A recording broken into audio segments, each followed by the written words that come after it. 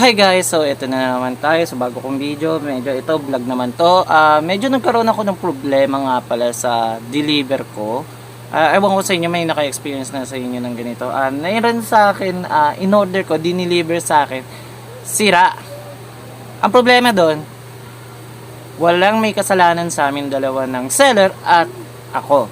Syempre, dahil binigay naman sa akin ng seller yung maayos yung item dineliver. Kaso, ang problema nga lang, nandun sa courier. Nagkaroon kami ng problema dahil, eto, makikita nyo dito sa video, nabali lahat ang wall mount pang Gundam ko. Yan, katulad yan, nakasabit na yung dalawa na yan. Doon ako nagkaroon ng problema ngayon. Kesa dumating na yung item at gagawan ko na kagad ng video ng update sa mga collection ko. Katulad yan, ito may bagong dating ako dito, yung puti, kakasabit ko lang. Nagkaroon pa ng problema. Waiting ako para dumating ulit yung bagong item. Papalitan niya. So na rin sasagot din daw ng shipping fee. So thank you dun sa seller na yon. Shoutout sa kanya na lang. At ito rin yung mga pinag-usapan din namin.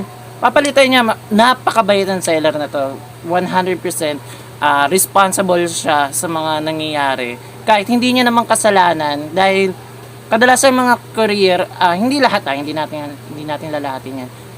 Hindi maayos ang pagdadala nila sa item natin. Katulad nito, ito. Ayan siya, ito na yun. Bali lahat pero lang sa bilog na plate na to, kasi ilalagay ko dito yung Gundam wing ko.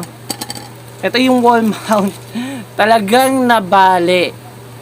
Bali. So, ito yung para doon yung sasabit. Tapos yung katawan, ewan ko, nasa na ba yung parang katawan? Ayan. Magkaiwalay. So, pwede, sabi naman daw, pwede ko pa naman daw itong i-repair. Kailangan ko lang ng extra na ganito pa, tutunawin at ilalagay dito. At magagamit ko ulit. So, yun nga. Subukan ko i-repair. Tapos, ewan ko lang kung magagawa ko kasi wala akong masyadong alam sa mga 3D printing eh. Pero salamat talaga dito sa seller na to. Masyadong mabait. At naawa din ako kasi sa kanya yung gastos lahat-lahat.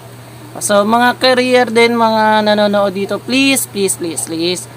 Maawa na po kayo sa seller din at sa buyer. Kasi kapag nasira yan, hindi sa inyo yung problema, nandun sa seller at sa amin. Okay? Okay. Sige guys, thank you sa mga nanood. Bye-bye.